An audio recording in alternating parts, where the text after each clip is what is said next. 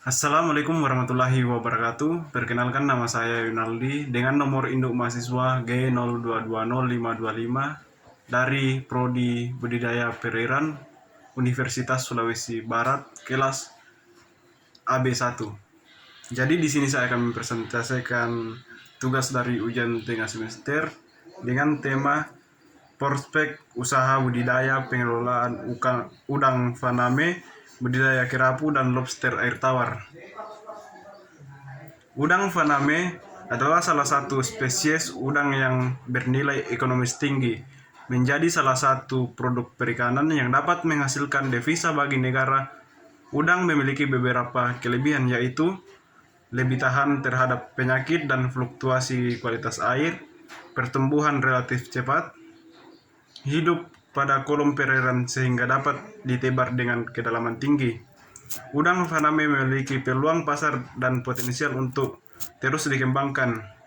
Untuk menanggapi permintaan pasar dunia, dilakukan intensifikasi budidaya dengan memanfaatkan perairan laut. Karena potensi kelautan yang sangat besar, oksigen berlarut air, laut relatif tinggi dan konstan, serta udang yang dibudidayakan lebih berkualitas. Kemudian masuk dalam ciri-ciri fisik udang faname. 1. Untuk ciri fisik yang dimiliki oleh udang faname yaitu memiliki tubuh yang dibalut kulit tipis keras dari bahan sitin berwarna putih ke kuning-kuningan dengan kaki berwarna putih. Untuk ukuran tubuhnya sendiri, bila dibandingkan dengan udang windu atau udang jerebuk, udang faname memiliki ukuran yang lebih kecil. Poin kedua, tubuh udang faname dibagi menjadi dua bagian besar, yaitu cephalothorax yang terdiri atas kepala dan dada, serta bagian domen yang terdiri atas perut dan ekor. Kemudian kita masuk dalam tahapan budidaya udang faname hingga panen. Pertama, pemilihan lokasi.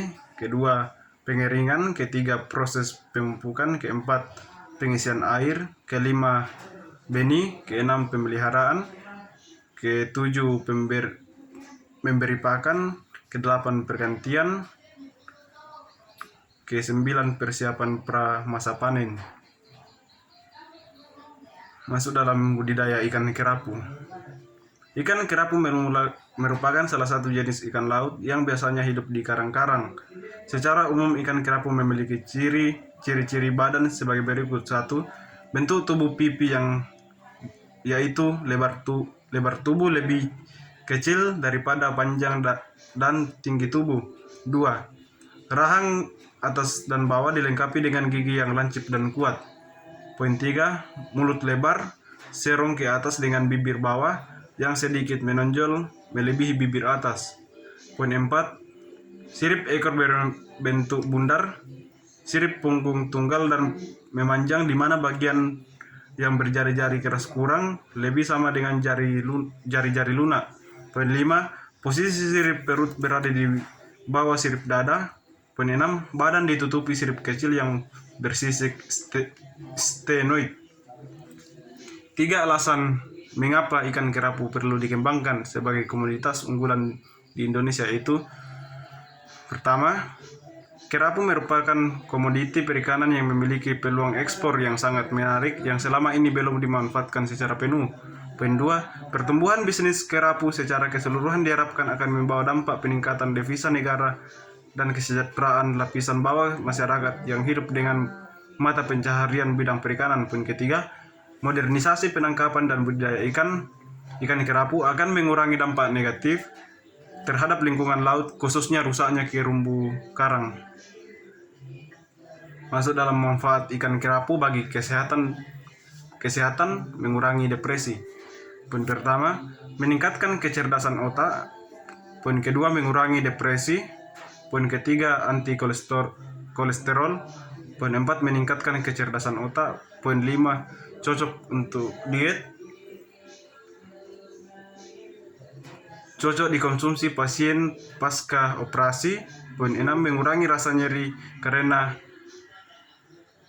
angina protektoris. Nomor 7, meningkatkan imunitas tubuh. Masuk dalam cara-cara budidaya ikan kerapu. Pertama, memiliki jenis ikan kerapu yang tepat. Nomor 2, masa pemijahan. Nomor 3, proses penetasan telur. Nomor 4, perawatan larva baru. Masuk dalam budidaya lobster air tawar. Lobster air tawar atau Serax quadcarinatus dikenal dengan nama red claw, termasuk dalam anggota famili Parastachidae yang habitatnya berasal dari Queensland, Australia. Potensi lobster air tawar merupakan salah satu komoditas udang konsumsi yang belum banyak dikenal oleh kalangan masyarakat saat ini. Tahapan budidaya lobster air tawar. Pertama, pemilihan lokasi. Kedua, mengadakan lokasi. Ketiga, pengadaan benih. 4, pakan. 5, kolam. 6, tempat. Poin ke-7, tempat persembunyian atau shelter. Poin 8, pengendalian hama dan penyakit. Nomor 9, panen. Maka muncul pertanyaan, kenapa harus budidaya lobster air tawar? Yang pertama, teknik budidaya yang sederhana. Poin kedua, pertumbuhan relatif cepat, lebih tahan terhadap berbagai penyakit, terutama white spot syndrome virus. 3, modal relatif kecil. 4, warna tubuh menarik. 5, memiliki kandungan gizi tinggi dengan kadar lemak rendah di bawah dari 2%. Tekstur daging lebih kenyal dan lebih gurih. Permintaan pasar masih sangat tinggi. Jadi itulah hasil persentase dari tugas ujian tengah semester. Sekian dan terima kasih.